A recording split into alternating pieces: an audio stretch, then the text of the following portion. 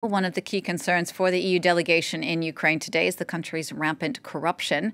On Wednesday, Ukrainian authorities raided the tax office and the homes of a former interior minister and an influential billionaire.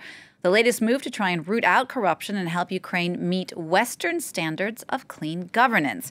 Now, von der Leyen praised those efforts during her visit on Thursday.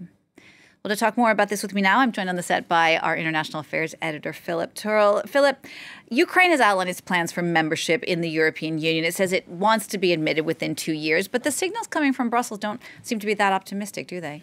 Well, corruption is one of the reasons I think that Brussels is not quite so keen to be as enthusiastic as Ukraine. Remember that already Ukraine has candidacy status for the European Union. It was given that last June following the start of the war with Russia. And I think that there's a feeling in Brussels that, OK, we all agree at some point that Ukraine is going to become a member of the European Union, but we can't speed it into the European Union because usually that process of becoming a member takes a very long time. If you take, for example, Turkey, which has been a candidate for EU membership for decades, it still isn't a member of the European Union.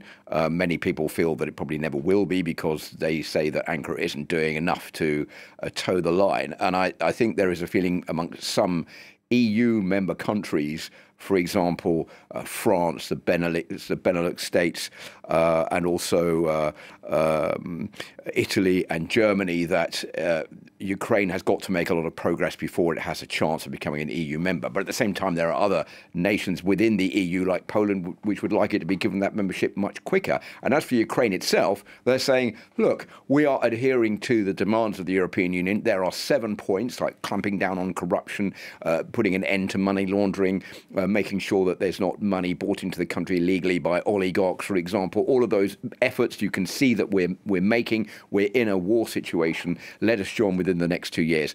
But I think that is a long shot. And one of the problems that the EU has got to face is that they have a reputation to keep to.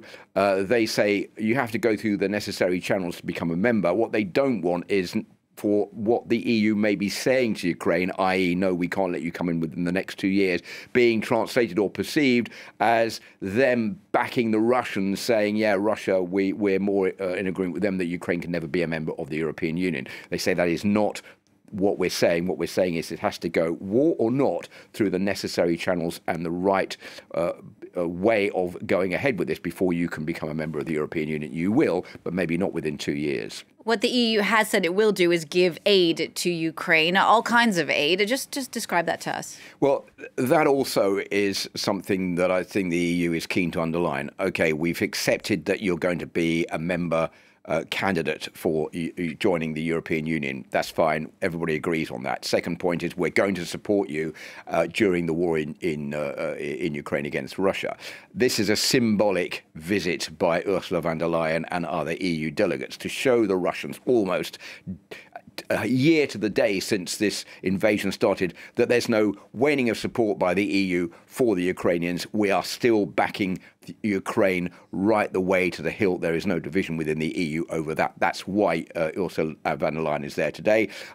Giuseppe Borrell, who was interviewed earlier by France 24, has spoken about a doubling of the number of troops being trained by the European Union, up to 30,000 from 15,000. Also training of troops who will be able to use tanks in Ukraine, those Leopard tanks that are being sent there. All of these efforts by the European Union to show, yes, we are backing Ukraine, we are with you, we want you to win this war. But when it comes down to diplomacy and getting to be a member of the European Union, you may have to wait a bit longer than maybe 2 years, which is what you would like. But it has to go through the correct channels and the right process to be accepted by everybody. All right, Philip, thanks for that. France 24's Philip Turl.